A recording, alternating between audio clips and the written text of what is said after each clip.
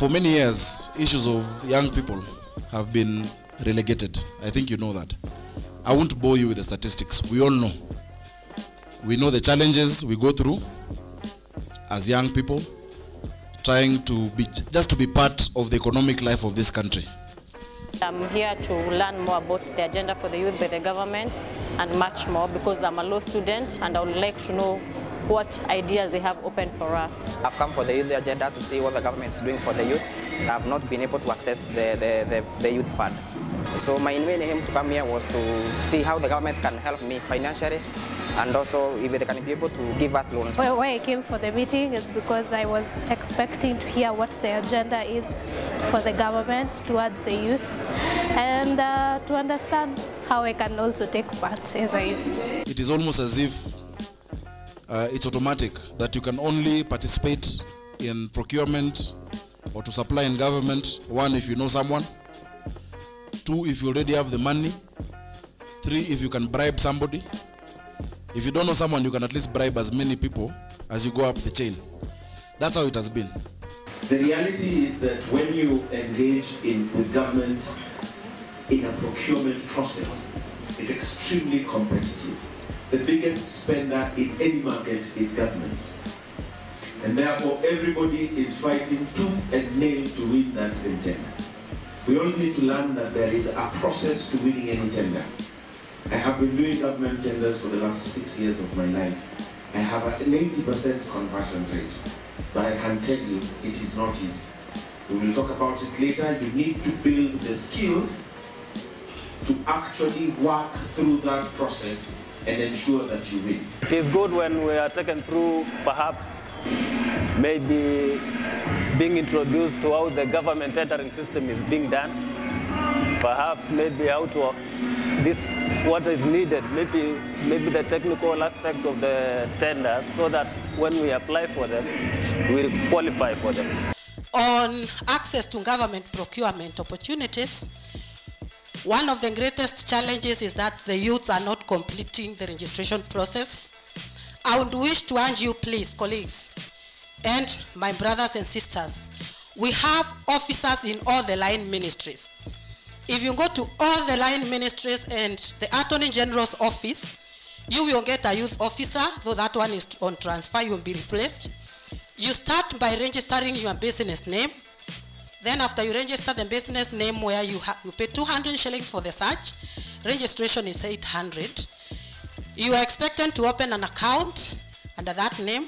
Go to KRA, you get a PIN, and then you get a tax compliance certificate. Whether you have started the business or not, you should be able to submit your returns. That means you'll be submitting them as nil. After you are through with KRA, Directorate of Public Procurement, the National Treasury is the one which is responsible for issuing you with the AGPO certificates. These certificates can be registered online. You can get this from our Huduma centers. From 19th to 24th, we will be having an exhibition at KICC. We expect them to bring a desk there and have a tent where they will be registering you and training you. We have youths who have benefited. I have an example of a youth from Nairobi University called Muroki Nchebele, who so far has made 15 million. And we are using him as a success story. This is an orphan who was dropping from the university because of lack of school fees and is now training the youths. Murori has been able to get these tenders from very many organizations. We have the reservations category, anything from 500,000 and below. It's meant to be given to you, women and persons with disability. So I'll give you a very brief synopsis of what we have thought to do and what we are doing to address that. In the previous government, the former president, His Excellency Mwai Kibaki, gave a decree. I call it a decree because it was just a declaration that 10% of all government tenders should go to young people, women and people with disabilities. That didn't pick up very well because, as you know, regulations and it was just a policy statement, a declaration. And in as much as ilikuwa kwa regulation, most guys walikuwa implement, because there was no way to monitor, number one, kama hao mavijana wanapata hizi contract. Secondly, those guys in those ministries, wale watu wako kwa hizo procuring entities, wale watu wanatumia chapa za gava, they already had cartels. Makartel ni mob maka leo. So in Jubilee we said that if we get, and we made sure imeingia kwa manifesto, that if we get into power, we'll make sure that, and when we wrote it we said 25%, that is what is in the manifesto of Jubilee, of all procurement must go to the youth. Si tukashinda, tukiingia kwa gava. Now it was very easy for people to forget it.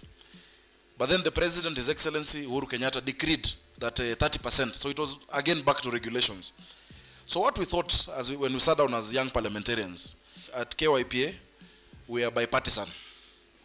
Sisi tukikuja young parliamentarians hatujui koda majubilee hizo vitu, tunajua tu mavijana. So but let me mention it for now because it was in the manifesto. Unaona hata hapa tuko na His Excellency ambaye hakuwezi make lakini anasema wana waste weight. Haina noma.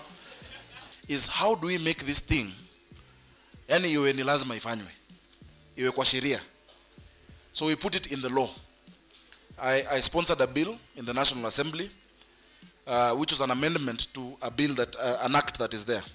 Inaitwa Public Procurement and Disposal Act Amendment of 2013. And I'm very proud to say that it received overwhelming support. Hakuna mtu aliipiga wala kuipinga, ilipita. It was the first private members bill to pass in the 11th parliament. This is the point where you clap for me. Thank you.